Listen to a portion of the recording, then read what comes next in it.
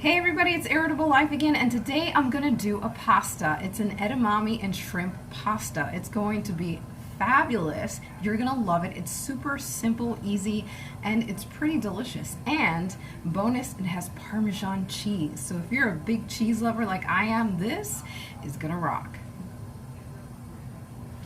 Now it's time to cook the edamame. In a small pot, you want about 3 cups of water. Add some salt to the water, about a palmful is fine. And now you want to add your frozen unshelled edamame into the pot. And let me just take this out. No. All right, it's coming out here. All right, so now this is all frozen and lumped together, but that's okay. You just put this in here and literally in like a few seconds, this will start loosening up. And you want to cook the edamame for about like 4 to 5 minutes. That's really all you need. And now let's cook our orzo pasta. Again, in a small pot, add about 3 to 4 cups of water. You want to salt the water so that orzo has a nice good flavor.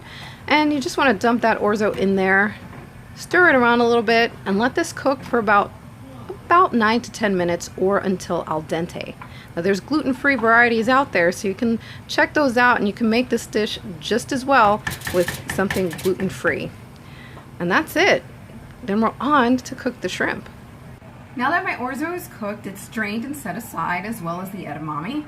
And now it's on to the shrimp. So all we have to do now is have a nice big pan, and the reason I have a pan so big for a little bit of shrimp here is so that I can combine everything all together. So now I'm going to season it.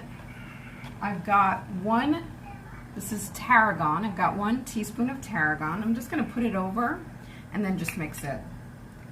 Then I've got half a teaspoon of celery seed powder, which is really, really good, and half a teaspoon of coriander. I mean, these spices are to die for. They're so divine. And then just a pinch of salt. You can add more if you like, a pinch or 2. I usually use just a pinch, but we'll put 2 pinches this time.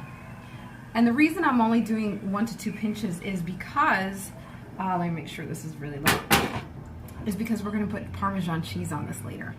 All right, so we've got that, and we've got some olive oil here. So we're going to put about a 1/4 cup of olive oil over here. There you go. If you pour a little bit more, that's quite all right. So I'm just going to mix this. You hear that sizzle? Ah, that sizzle's coming. All right. So I'm just going to saute these for maybe like a minute or 2 until I add the chicken broth to finish cooking them off. There's that sizzle. All right. Look at that. These are so beautiful. So yummy. All right. Nice. Perfect. All right, so that's gonna cook a little bit. You kind of want to help them along a little bit. You know, if the pan's not too heavy, which sometimes it tends to be, I'm gonna give this a shot. My wrist ain't that strong. Yeah, if it's too heavy, don't try it. But let's see if I can do this. There we go. Ah, see that? It's just to help them along a little bit. Raise the heat a little bit to a low medium here. And as you can see, they're already starting to turn pink. That's really what I want, is for them to start turning a little bit pink. About 2 to 3 minutes, and then I'll add the chicken broth.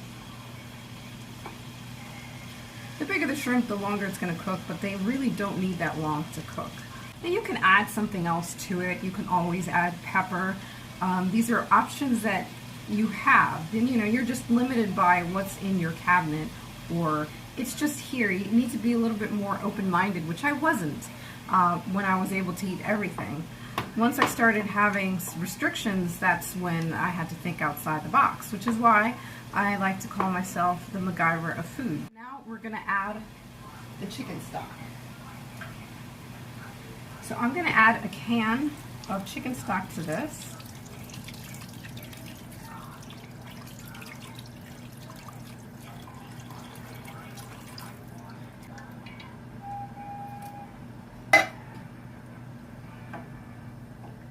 So I'm going to cook this for about 3 or 4 more minutes until they're all no longer pink.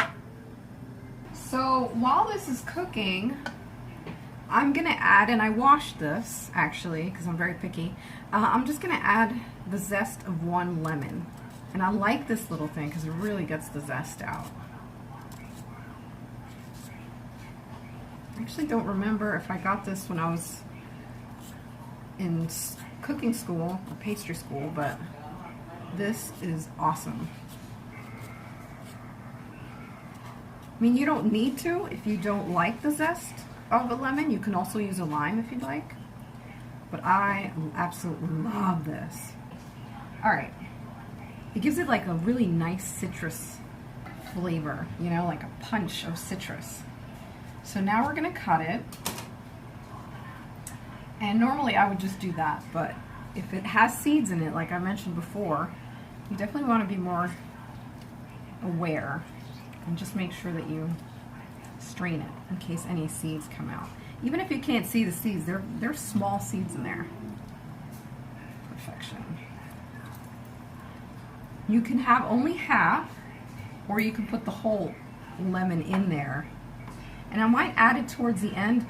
Oh, you could smell the lemon. It's so good. All right, so these are good. This has been cooking for 3 to 4 minutes, and I added the lemon and the lemon zest, and I'm gonna add a little bit more lemon probably afterwards after I taste it to see how it is. The Orzo absorbs liquid very quickly, and a lot of it. It's like a sponge. So if it sits there in liquid for a couple of hours, I remember making a dish, it turns out to be dry. It just absorbs all that liquid. So while I did add 1 can of chicken broth, I have another on hand just in case if it's a little too dry for my taste, because I love creamy, liquidy type of pasta. All right, so this is ready. Just making sure. This, look at that. Oh, that looks so good. Oh, I can smell the yumminess. All right, so now I'm gonna add the pasta. This is the Orzo pasta. I'm just gonna add it right in there. And as you can see, it's been sitting there for a little bit, so it already got a little bit dry. And that's only been like a few minutes, so it hasn't even been sitting there that long. But it gets dry very quickly. There we go. I don't want to dump it all in there because it's just gonna splash right up in your face. All right, so it's now sticking, so you want to make sure that you really mix it well. And as it starts to absorb the liquid, as you can see, it's starting to loosen up a bit. And let me tell you, it's going to absorb it very, very fast. So now that it's loosening up, I'm going to add the edamame in there. I absolutely love edamame, but as I mentioned in my past videos, you don't have to use edamame if you can't. Some people have trouble digesting soy. That's totally fine. You can use peas. Or even, maybe you could even use cannellini beans. It gives it a different flavor, mind you, but you can totally use that. Or you can use garbanzo beans. Or you can use gandules, which are pigeon peas in English. Look at that. See how pretty it is? Look at that, that's awesome. So I'm just basically mixing this, making sure that all the liquid is absorbed. Everything is nice and mixed well. Now you've got the green, you've got the green of the edamame, you know, the lime green. Lima beans you can also add to this instead of edamame, by the way. But you got the green, you got the yellow from the Orzo, you've got the color of the shrimp. You know, you can add red peppers to this to make just like a nice little colorful dish. So now I'm gonna add a nice rich, oh, I love this. This is parsley. And I got 1 tablespoon of parsley, and in there is also just 1/4 teaspoon of cilantro, which basically that's what coriander is, but in fresh form. So I've got that. Just gonna mix that in because I love the fresh flavor that the parsley brings. It's just, oh man, it's so good. All right, and now I'm gonna add 1/2 cup of Parmesan cheese. You can add more, you can add 1 cup if you want. It's basically up to you. Some people don't like too much cheese. My brother's not a big fan of too much cheese in his pasta, but I am adding cheese to this.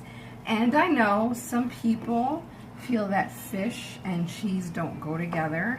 I know that's a big no-no for some people. It's like sacrilegious, but it really goes well together. And I can see the stringiness of the cheese. The cheese is like already starting to melt. Oh, that's good. And if you can tell, if I move this, I'm not sure if you can tell, but the orzo has already absorbed all of that liquid in there. So it's already starting to dry up a bit. So I can even add another bit of chicken stock to keep this nice and creamy and liquidy, which is exactly what I'm going to do. So in this case, we're just about ready to eat. So I'm just going to add half of this can here. There we go. That's half. Because the more I stir, the more it's going to absorb it. This is perfect. Yum, yum. This is good to go. I think I'm going to taste it, but I'm going to add some more Parmesan cheese first. All right, so I'm going to add a little bit more here. This is about a tablespoon right here of more Parmesan cheese. Now, that's all you need to add, because once you serve it, you could just have some Parmesan cheese on the side, and whoever wants more can just sprinkle some more on there. This is great. All right, I stir a lot. I'm noticing I'm stirring quite a bit. All right, so this is done. I'm gonna let it cool a little bit and give it a little taste test. All right, so this is what it looks like in this cute little bowl here, this little glass bowl. All right, so I'm gonna taste the shrimp.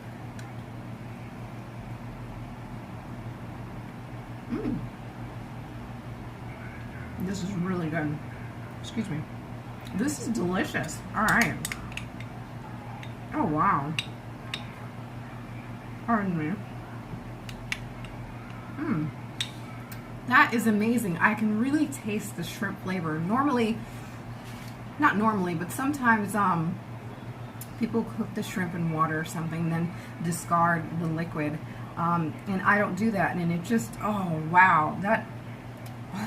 That just oozes shrimp and the lemon juice. Oh, I can't even, like, all the flavors really come out. So now I'm going to taste the rest of this, the orzo and the edamame. Oh man. Oh yeah. This dish is done. That's really delicious. Everything is just, oh man, the flavors really mesh well in this dish, and I love that. I love the creaminess. You know, there's still some liquid in there, which I love. It's, oh, dude, that edamame has a distinct flavor. It's really good. And if you salt the water, it really brings out the flavor in the edamame. So once you add it to this dish or any other dish, it just really just makes everything pop. Everything just, all the flavors really come together. At least that's how I feel. This dish as a whole is really, really good. I mean, you got shrimp, you got edamame, you got a little bit of herbs in there, you got your orzo, you got your carbs, you know, like everybody needs a little bit of carbs, right? Oh, and what is better than some pasta? Oh man, all right, well, this is really good. I love this dish, and the recipe is up online. So check it out at irritablelife.com, and look forward to next week where I'll have another recipe just in time for the autumn weather. Ciao!